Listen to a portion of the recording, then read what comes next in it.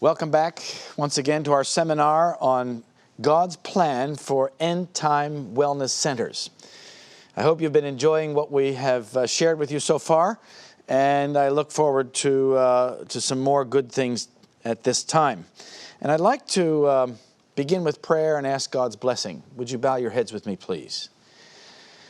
Father in heaven, we once again invite your presence as we study and understand the best methods to use and the best principles involved in wellness centers in the end times. This is a very important topic because it is one that is fraught with difficulties and challenges, and yet it is also embraced by the power of all heaven. So I pray that you'll send your Holy Spirit to teach us today. In Jesus' name, amen. At the end of our last session, we talked about the couple of staff members that I've had over the years that have felt so strongly that we needed to give every guest somehow a presentation on the three angels' messages. So I have a question. How should we view distinctive doctrinal questions in our wellness centers? Can we present our distinctive message, which, of course, the three angels' message embodies? And can we actually explain these things to our guests, and under what circumstances can this be done? So I have developed a strategy based on the inspiration of God and the spirit of prophecy. Let me read this from you. It's from manuscript 53, 1899. Manuscript 53, 1899. The sanitarium parlor, that's the lounge or the lounge room, where are gathered a promiscuous crowd of patients, is not the place to talk upon doctrinal subjects. Let our consistent lives win confidence and awaken a desire to know why we believe as we do.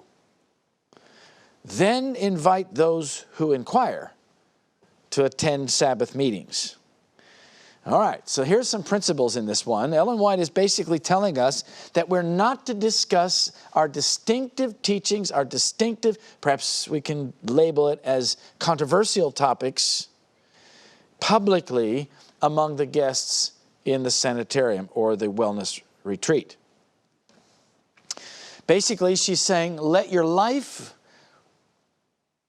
cause these people to raise questions about what we believe, because it's so different than the average person.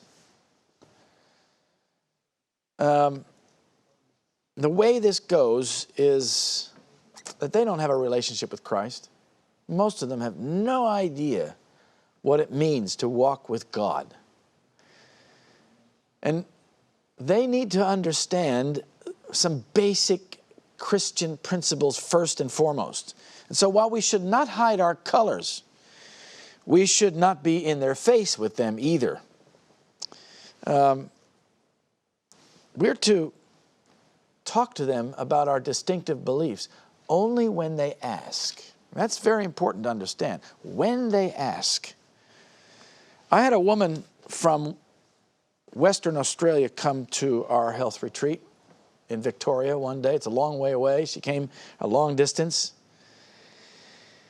But the Lord led her there. I know He did.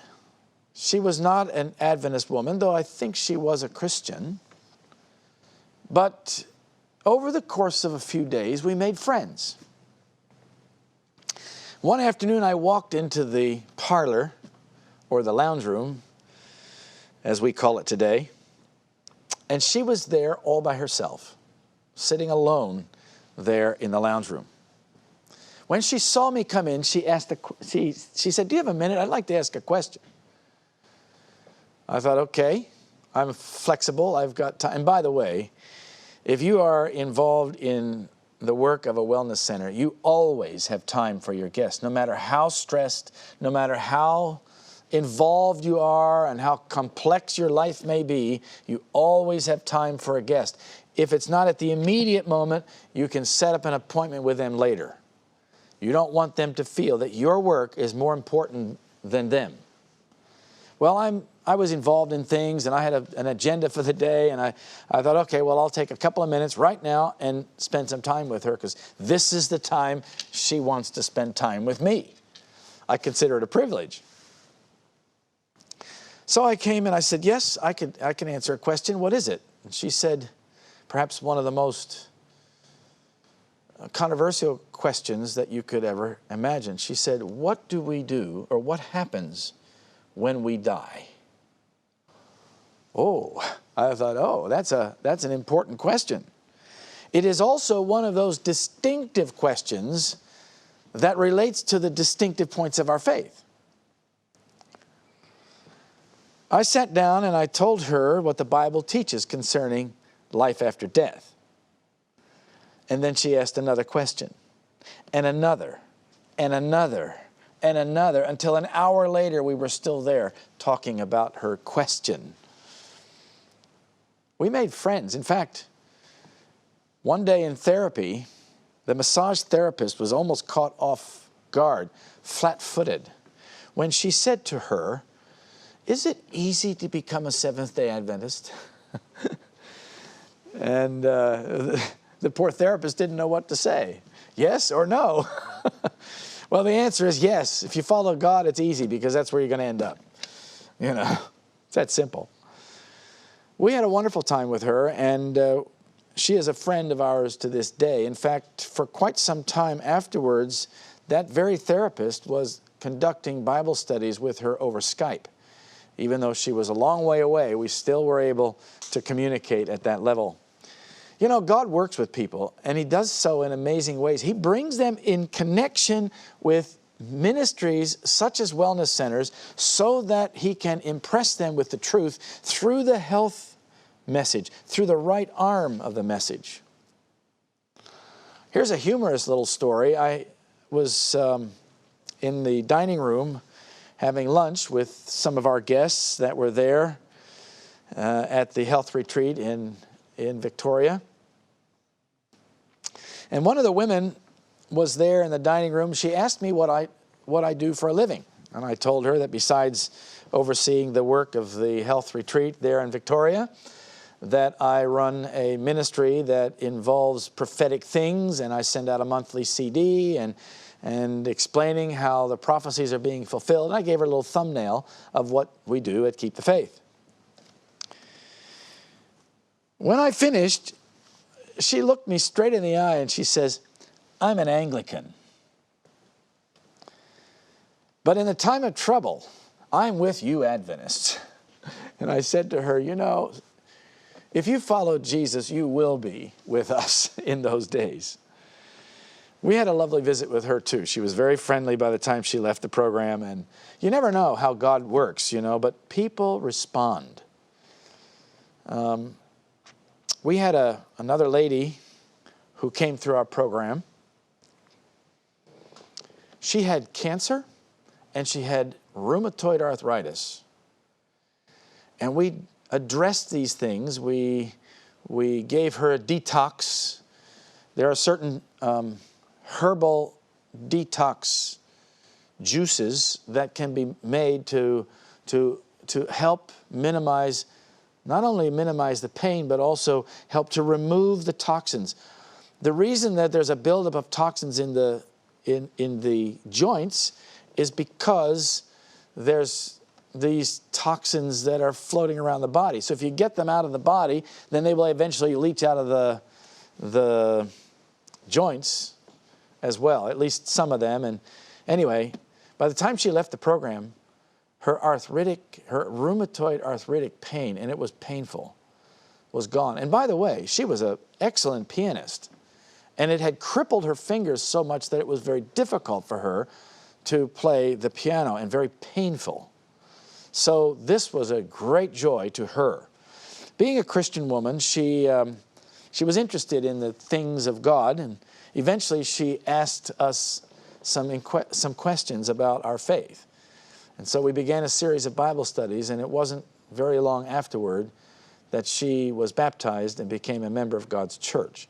So today, She is still living, and she still lives around our place there in Victoria, and we get to see her on a regular basis. Thank God for that.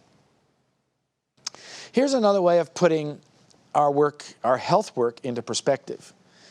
It's from the first volume of the Testimonies, page 564. The great object of this institution, that's the health center, should be to improve the health of the body, that the afflicted may more highly appreciate eternal things. So why do we do the work we do? Is to clear out their system so that their minds can understand the things of God. If this object is not continually set before the mind, and efforts are not made to this end, it will prove a curse instead of a blessing. Spirituality will be regarded as a secondary thing, and the health of the body and diversion will be made primary. You see, we have to remember that our primary reason for existence is to bring people to Christ and to eternal salvation. I know that there are SDA-related wellness centers that are just out there making money for the most part. I don't condemn them. Some of them even serve meat, dairy, eggs. For instance, their spiritual aspect is muted, and the inconsistency works against the underlying purpose of the wellness retreat. And it really troubles me, actually.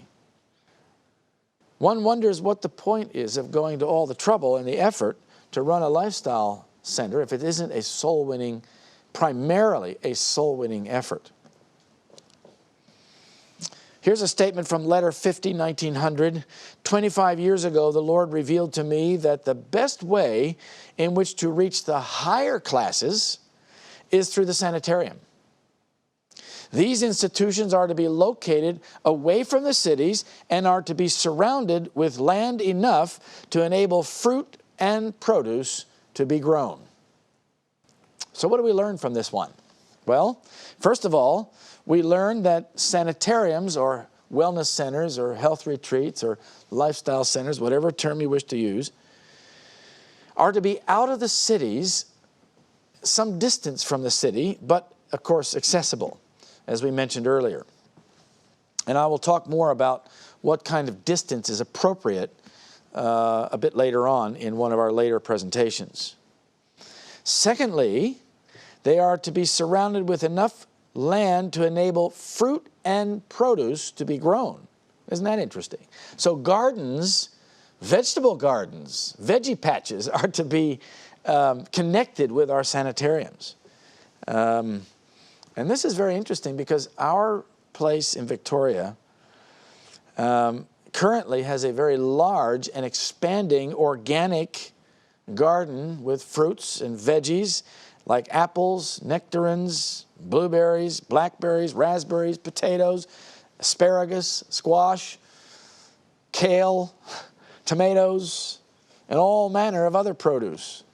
And I had actually, in considering this, the concept of putting this whole concept together, we had agriculture as one of our key pillars, but we had actually in our minds had put it off down the track a ways because we didn't have anybody that was in a position to develop it. Well, right about this very time, as we were thinking about our enterprise model and how we were going to develop the agricultural side of this, we had a person come to our campus and volunteer his time. He says, I will run the garden.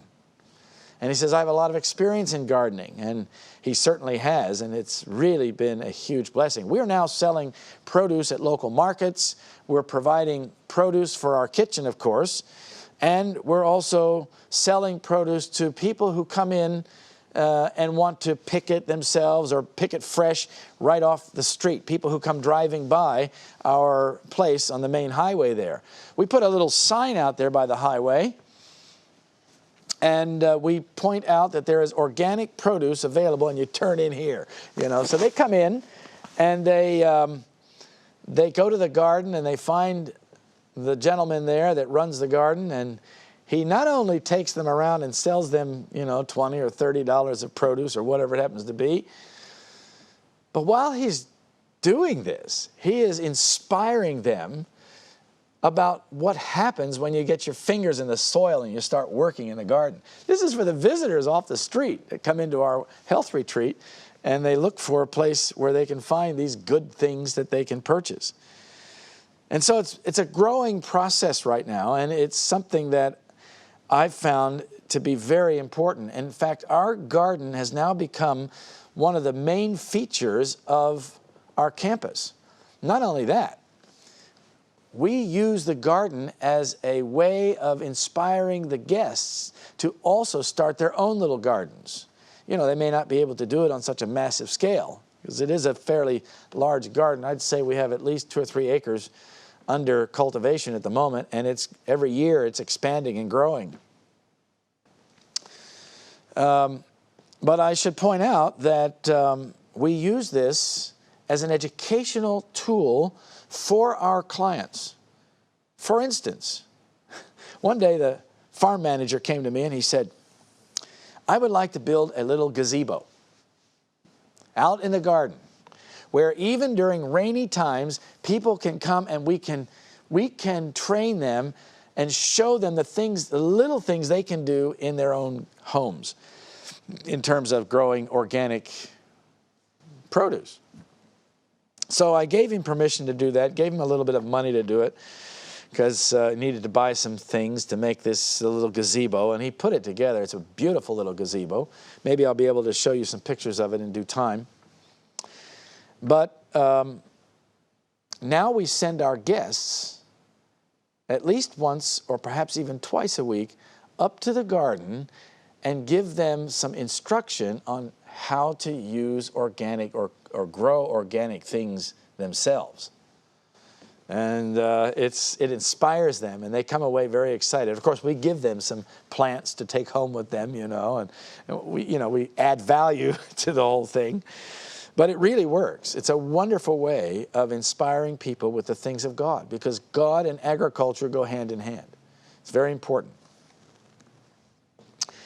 Now, here's another statement from Counsels on Health, page 212. Counsels on Health, page 212. Institutions for the care of the sick are to be established where men and women may be placed under the care of God-fearing medical missionaries and be treated without drugs. To these institutions will come those who have brought disease upon themselves by improper habits of eating and drinking. These are to be taught the principles of healthful living. They are to be taught the value of self-denial and self-restraint. Notice those couple of words. They are to be provided with simple, wholesome, palatable diet and are to be cared for by wise physicians and nurses. That's a tall order. When you think about what's in that statement, it's a very tall order. First of all, the staff need to be God-fearing. And even the housekeeper is a medical missionary, my friends. Even the housekeeper can talk to the clients, can talk to the patients or the guests about their health, if they have a little bit of understanding.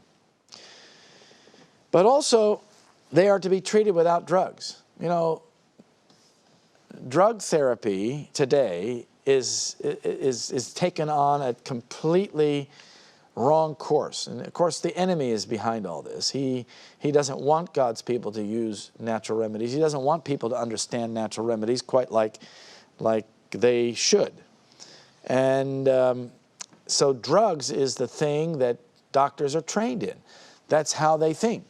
That's the direction they'll take their patients almost every time. You have to have a doctor that has thought through the issues and a doctor who is dedicated to doing medical practice without drugs so far as possible. In Australia, for instance, we have what we call integrative medicine. You probably have it in America as well. I just haven't run into it. But integrative medicine is basically a way of saying that the doctor who is an integrative doctor is one who is going to be leading his patients away from drugs into natural means. And there's a few of those around in our area in Victoria. Anyway, the point I'm trying to make here is that the purpose of our health retreats, our wellness centers, is to bring people to an understanding that drugs are actually harmful. Drugs will have side effects, or they change the nature of the disease, or they move the disease from one place to another. One drug may may solve one problem, but it creates several other problems. So medical missionaries use natural means instead of drugs, needless to say. And another point that we need to understand here is that the patients, the clients, the guests are to be trained in self-denial, self-restraint. You know, you can't eat as much as you're used to eating because you just get more weight. You can't do the same things that you are normally doing because you are ruining your health in the process. Sedentary lifestyles, for instance, are very common. And so if you get people out exercising, they start to feel better. Their sense of well-being improves just being out in the fresh air and getting circulation going through the body. They can think more clearly when they have their minds that have been cleansed by the fresh air and the environment and the exercise and all the things that go with it. A wholesome, palatable diet also helps to clear out the system, because many of them come, I don't know about here in America. Well, I do know about here in America. You know, people like their bacon and eggs for breakfast. In Australia, it's their sausages. They love their sausages, and here we love the bacon and the eggs. All that does is clog us up. It just makes a fertile ground for disease, whether it's cancer of the bowel or other kind of cancer or heart disease or diabetes. These people don't understand that it is their indulgence in appetite that has led them to the place where they need a health retreat. And by the way, they've invested a lot of money in their disease and a lot of time, you know, so we have to teach them how to change their lifestyle so that they can overcome. You know, nobody really likes going through open heart surgery. It's painful, and it's a long recovery, and it's very expensive, and all these sorts of things. If you can show them a way to avoid that, some people are willing, others are not. But the bottom line is, we have to teach them how to restrain themselves and eat the right things rather than the things that they are used to and the things that they've developed a taste for. But I want you to notice also that this statement talks about God-fearing clinicians. We are to hire God-fearing clinicians. And unfortunately, in our day and age, not every Seventh-day Adventist is the right kind of God-fearing clinician. Many of them don't know how to treat things without drugs. I'm talking about doctors and nurses and other medical professionals. They don't know how to treat without drugs.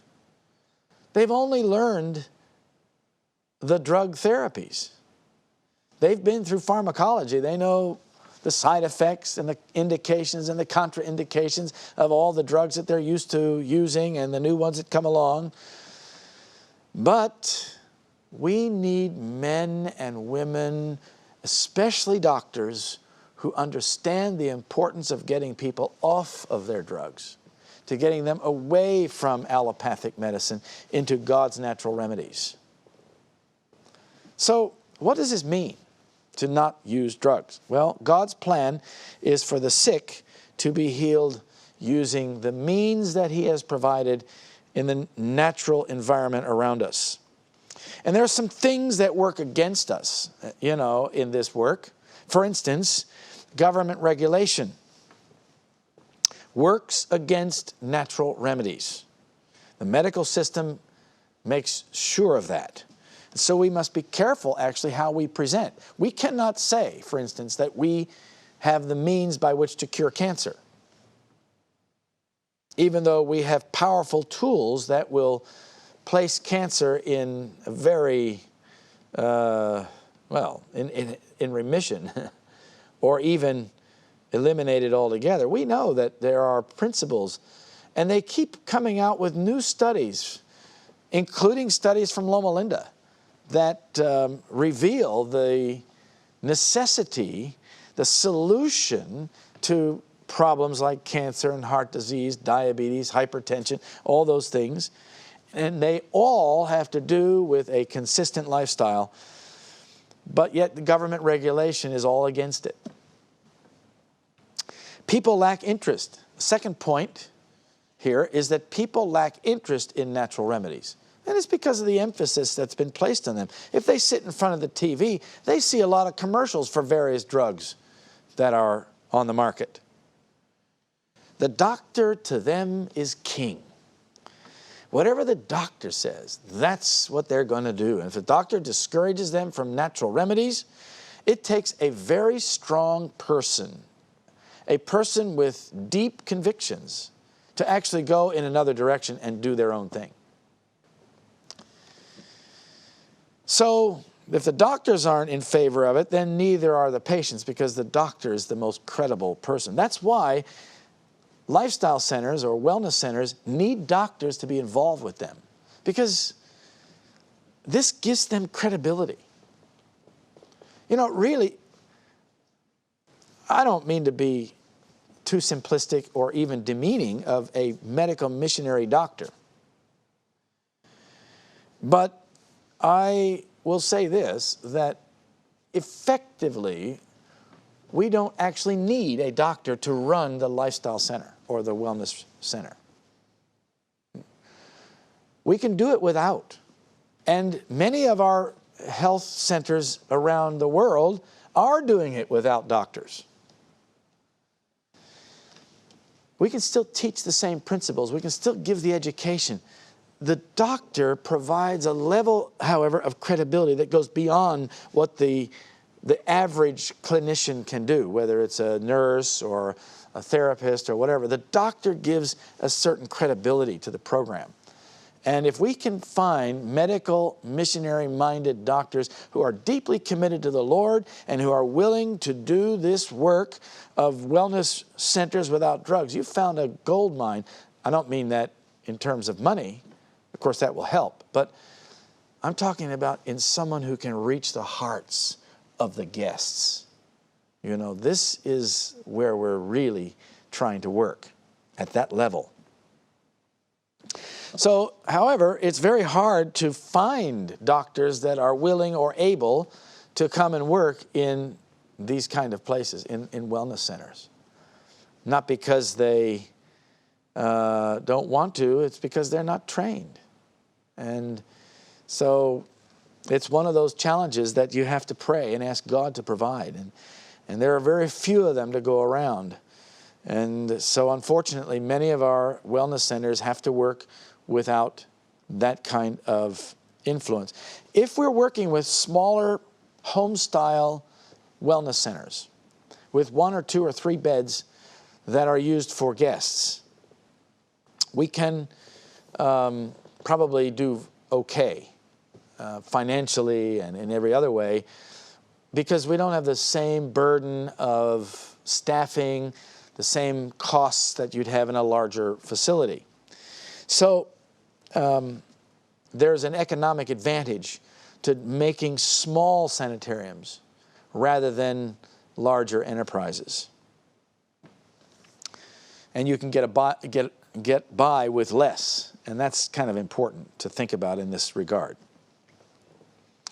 We're not just about giving a herbal remedy or a supplement either. I want you to think about this, because herbal remedies are also, or can be used in the same way as a drug. Yes, they're very important and they don't have the side effects of drugs, but if people become dependent on them, it's the same kind of dependence. Supplements, herbal remedies, and other concoctions can replace drugs for certain things and in certain ways. And they really do a similar work, just without the side effects. And that's very important, actually. And Ellen White gives us counsel about using herbal concoctions and remedies. And they're very, very valuable.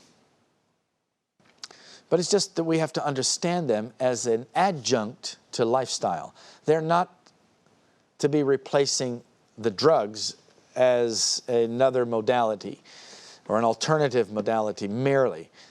Our emphasis in our wellness centers is to be on lifestyle, to change the lifestyle. And Ellen White's comments are always about changing the lifestyle, changing the lifestyle. Now, so we're to show these people how to live, how to have self-denial and self-restraint, and we're to use simple, natural, palatable diets with our guests.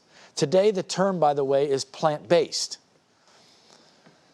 It used to be vegan, but vegan is on its way out because it has connotations that are beyond diet. So if you are talking about a non-dairy and egg or vegan diet, the term today is plant-based. Now, some people just don't know how to cook. Don't make them your chef. I can tell you that would be a disaster. Make sure you have a good cook in your wellness center. A chef is even better. That would be a certified, trained chef in plant-based preparations. But unfortunately, plant-based chefs are very hard to find. So you may have to use what you can find, and at that level, just make sure that you have someone who can cook that has the ability to adapt recipes and make them really nice. That's the bottom line. You don't want things that are grainy or that are unpalatable for some reason or another, just because it's healthy, you know. Healthy food, plant-based food, can be attractive and can be very tasty. It's all in how you season things and how you prepare them. That's the bottom line. People come to us, they're so messed up that they need a cleanse of their system first before they can feel good again. So we put them in a relaxing environment, and we do a lot of juicing in our wellness centers. We use the juicing to detox. Plus, we give them exercise. We try to encourage them to do vigorous exercise. We put them in steam baths. We give them massages. And we generally work with the circulation and, of course, digestion. So those two things together are crucial if anyone is going to recover their health. Circulation and digestion. We don't put terribly spicy food, but we do have well-seasoned food. There's a difference.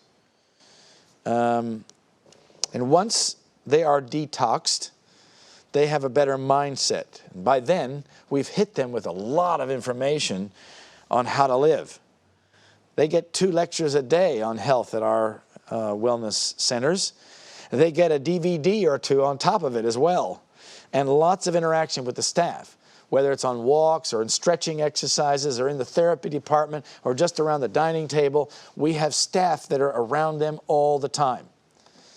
And that's a key way of putting the program together. And every day, the guest is rostered or scheduled for various activities. And they're coordinated so that it doesn't wear the staff out. But we give them each their own program. Here's a statement from the first volume of the Testimonies, page 643. The object of the Health Reform and the Health Institute is not like a dose of painkiller or instant relief to quiet the pains of today. No, indeed. Its great object is to teach the people how to live so that as to give nature a chance to remove and resist disease. That's quite a statement. In other words, nature will take care of itself if we give it the opportunity. If we don't keep cramming down the harmful toxins and the harmful foods into our system, nature will actually begin to recover the body. So we have natural ways to relieve pain, powerful ways, and we can do it fast through natural means. But there's a larger issue. While people want convenience, getting your health back is not like getting fast food. And you have to teach them that the guest or the patient has spent a lot of time and a lot of money ruining his health. And now he's got to spend a lot of time and money to get his health back. It's that simple. It will cost a lot less, however, to get your health back if you follow the principles. So we have to teach them to give nature a chance. The principles of the body that will heal itself if it's given half a chance, because it has powerful mechanisms to do that. Agatha Thrash and I were friends. She once told me that people build up toxins in their body over a long period of time. They don't even realize it. Probably those of us here don't even realize it. Plus, over the years, we lose our ability to fight those toxins off. And as we age, the body changes. Once we lose the ability to fight off the toxins, it's very difficult to get your health back, and it's very difficult to get back the ability to fight off the toxins. But it can come back if we really work on it in very specific ways. First of all, alkalize the body. What does that mean? You give them foods that create an alkaline blood, which eventually removes toxins that are poisonous, that flourish in an acid environment. For instance, one of the diseases that is promoted by an acid environment is cancer. If you remove an acid environment, cancer cannot thrive. The problem is that we have to really work at it to really carefully alkalize the body. It's a science, and it's not something that can be just done haphazardly. If you really want to take action to deal with a serious cancer problem, you have to alkalize the body, and there's a systematic way to do that. Another important factor is to restore the circulation. We do this by exercise and by therapies and by the food that we give them.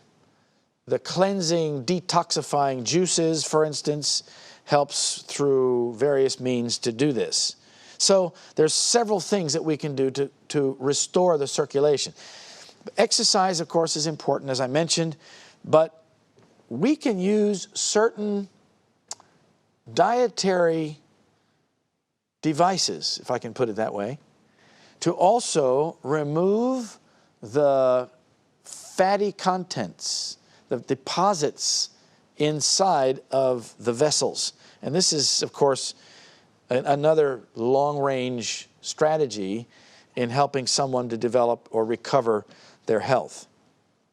And as I said, we do a lot of detoxing juices that are anti-inflammatory, especially as it relates to arthritic pain or other types of inflammation in the body. And those are very, very powerful. I mentioned a woman that came to our health retreat in Australia with severe rheumatoid arthritis. Her fingers had all been twisted on both hands in a very obvious and abnormal way because of the rheumatoid arthritis.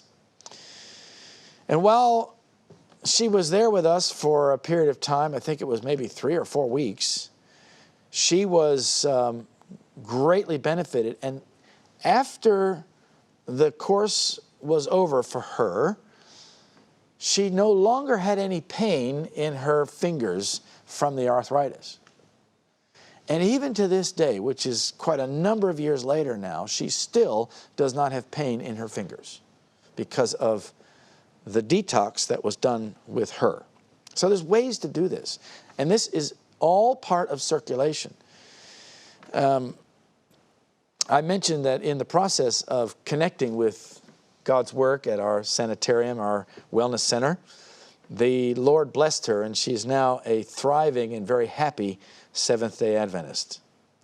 But some are quicker to learn than others, and there are powerful remedies available to us, and there's a ton of information now. You can just about find any information you need on the web, but there's also good books that you can also organize so that you are able to reference the things that are helpful for each different condition. And if you are interested in some of those books, you can contact us and we'll be glad to put you onto them. But many studies, many scientific studies are focused on plant-based diets. And they are very revealing as to what happens to people who change their lifestyle and live according to the right principles. By the way, there are also many, many studies on the effect of religious commitment. You know, there's something about bringing faith into the life that is life-changing as well. It's not just diet and exercise. But by changing the faith component, you bring a sense of peace and a sense of rest into the soul, which also is very healing and very responsive to the natural means that we use. So they go along, they go together. And not only is it extremely interesting to study these things, it is these researches are compelling scientific conclusions. So as Seventh-day Adventists, we come back to the question I asked at the beginning. How do we relate to our guests? You know, some of them are suspicious and they're not sure whether they should come to an Adventist wellness retreat. In fact, one woman came to our wellness retreat or our lifestyle center at Heartland in Virginia.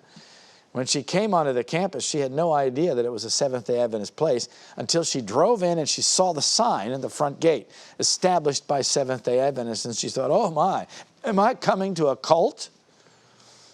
Well, it wasn't long before in her bedroom she saw a magazine on the subject of the Sabbath. And she decided she was going to read it and be able then to prove us wrong. Well, needless to say, she read herself right straight into the Adventist faith. Well, we need to tell people who we are. We don't want to hide our colors and be uncertain about how to approach regarding the Seventh-day Adventist message. Here's what I suggest.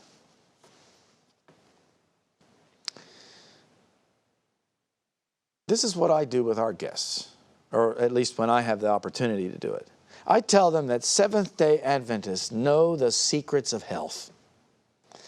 And as a result, they live 7 to 10 years longer than everybody else. And the quality of life is much better. There's much less disease and much less problems, health problems.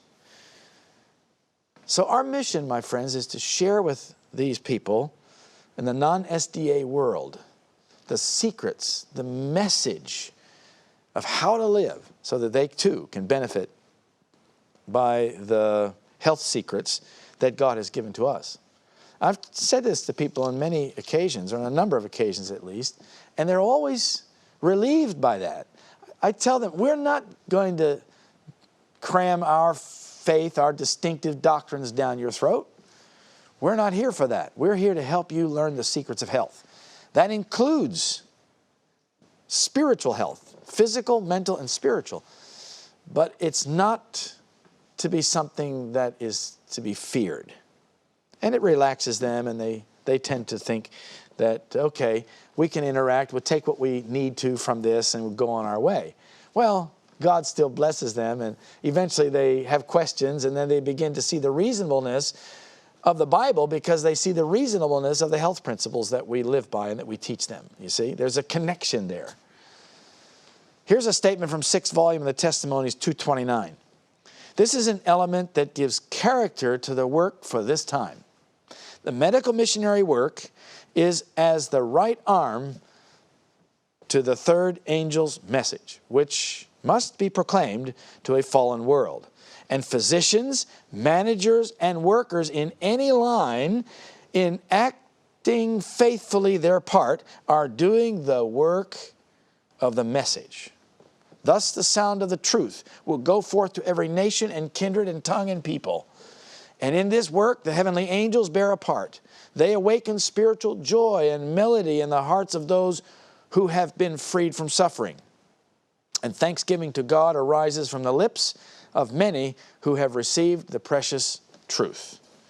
So there you are, the result of working along these lines. Again, from Testimonies, Volume 6, 288. Again and again, I've been instructed that the medical missionary work is to bear the same relation to the work of the third angel's message that the arm and hand bear to the body. You can see why some people might come to the conclusion that every guest must hear the three angels' messages before they leave your program. That's not what Ellen White is saying. She's saying that we are to understand ourselves as medical missionaries in relation to the third angel's message. Our point, our emphasis, our focus is to help the guests become more healthy. Impress them with the reasonableness and the value of the means that we give them to live a healthy life. But the result is that we raise inquiry. And when they ask questions, then we can drill in and show them exactly the truth for this time. The right arm of the body of truth is to be constantly active, constantly at work, and God will strengthen it. That's a promise. God will strengthen medical missionary work. But it is not to be made the body. It's not to take over, in other words. And at the same time, the body is not to say to the arm, I have no need of thee. The body has need of the arm in order to do active, aggressive work. Both have their appointed work, and each will suffer great loss if worked independently of the other. So it's the right arm of the message. What does this mean? Well, it means that the gospel minister and the medical missionary should be working together. Otherwise, it will be crippled. The work of both will be crippled. And the tragedy is today that many conference leaders in many parts of the world are very suspicious of self-supporting work of any kind, including the rather innocuous wellness retreats and centers. They are handicapped because of this. Often there are attitudes that are unfriendly on one side or the other or both. And in my work with my institutions in Australia, for instance, I plainly say to all of my staff where I stand, I am friendly to the conference and its work, but I'm also free. I love my freedom, quite frankly, and that's what motivates me in many ways. But I must always remember that the work of the minister and the work of the medical missionary are to collaborate together.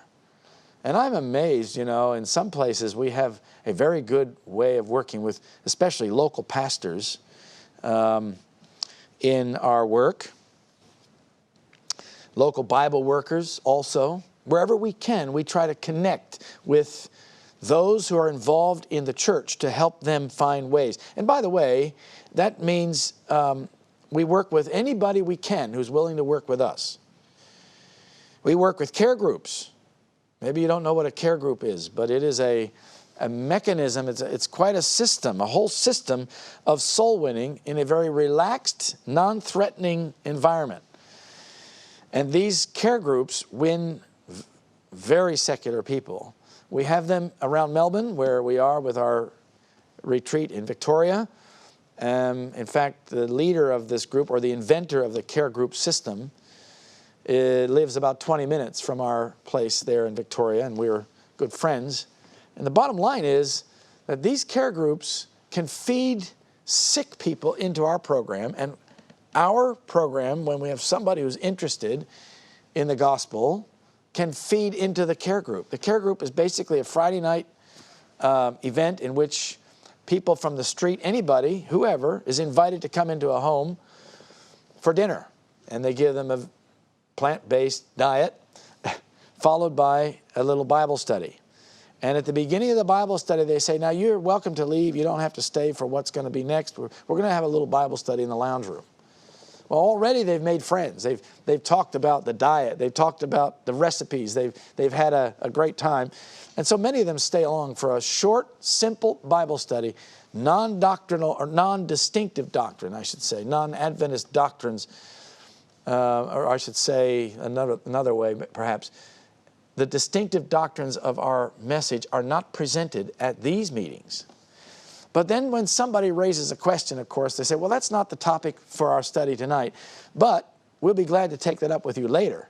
And in one case, one friend of mine has already, in 5 years' time, brought 30-some people into the church because of their care group that they're running out of their own home.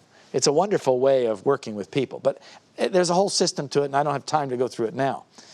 But in our work in South Australia, the manager of our place is actually the pastor of one of the local churches.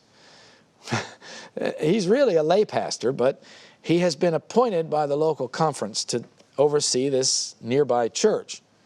And often they've actually questioned him about his relationship with us. But he carries on and in a positive way runs a bit of helpful and positive commentary to the other pastors in all their ministerial meetings and whatever. And it keeps the relationship stronger than it would be, I think, if he was not involved. And I'm very thankful to God for giving us that privilege to work with him during this time. He's been very, very supportive and a very good friend. He believes in present truth and he loves the message with all his heart. He's full on. He's a good one. And we've been invited to the conference to visit with them, and we've invited conference leaders out to see our place. We want to sit down with them face to face wherever we can, because that helps to put a humanity into the equation, you know, and it's very important. So we've even had opportunities where we can have more informal dialogue with these brethren, and it's very important for us to do that. So we're friendly but free. We're not going to sign any agreements. We're not going to sign any guidelines or whatever it may be. But we are going to be friendly. No matter what their attitude is toward us, we're still going to be friendly because we're bringing people into the message. You know, and those people who join God's church as a result of the work of the Wellness Center are going to benefit them. And so it's going to be mutually beneficial for everyone. This may not work everywhere, but working together wherever you can with the local churches is very important. This is from 4th volume of the Testimonies, page 556. It is the purpose of God that a health institution should be organized and controlled exclusively by Seventh-day Adventists. And when unbelievers are brought in to occupy responsible positions, an influence is presiding there that will tell with great weight against the sanitarium. Oh, so you have to be very careful. Not only do you need Seventh-day Adventists, but you need health reform Seventh-day Adventists, health-minded ones that are following all the light that God has given them. It's not that they can give up these harmful things in their lives. They have to already make that commitment. They have to be involved in it and actively practicing the principles of health reform. I'll read on. God did not intend this institution should be carried on after the order of any other health institute in the land, but that it should be one of the most effectual instrumentalities in His hands of giving light to the world. So this is saying, my friends, that they're not, that non-Adventists are not to occupy responsible positions. It almost sounds as if she's suggesting that it's okay to have non-Adventists in other levels of the work, but not at the upper echelons. Well, my experience is that we have to be very careful at all levels of our work. I was involved in an organization in Britain. I was doing some consulting for a health center in a place called Guildford, south of London. And I noticed something there that was really troubling to me. There were Seventh-day Adventists that were the leadership, and non-Seventh-day Adventists. Some of the staff were non-Seventh-day Adventists. And what happened was there developed a camaraderie between the non-Adventist staff against the principles of the organization, especially and in particular against the principles of the Sabbath.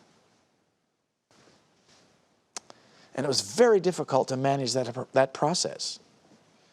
And by the way, even to this day, I have a friend who is one of those non-Adventist staff members. She is now a Seventh-day Adventist and is very happy in the Lord, a lovely woman. But she confirmed with me some of the struggles that they had in those days by mixing the non-Adventist staff with the Adventist ones. They felt like the non-Adventist staff were second-class staff members, for one thing. And this created a sort of angst or a little bit of animosity. And that was not good for the wellness center there in England. So you can't have too many people around that aren't part of God's faith or the truth for this time. They can't really help you in your mission. We have a policy in our place in Victoria. We will allow a non-Seventh-day Adventist to volunteer, but not be on the staff. But only one. Because if there's more than one, they get together, you know, and stuff happens. So just wanted you to know about that. Ellen White makes this comment.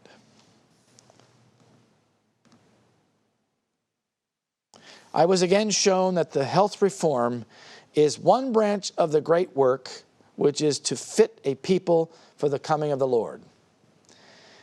It is as closely connected with the third angel's message as is the hand with the body.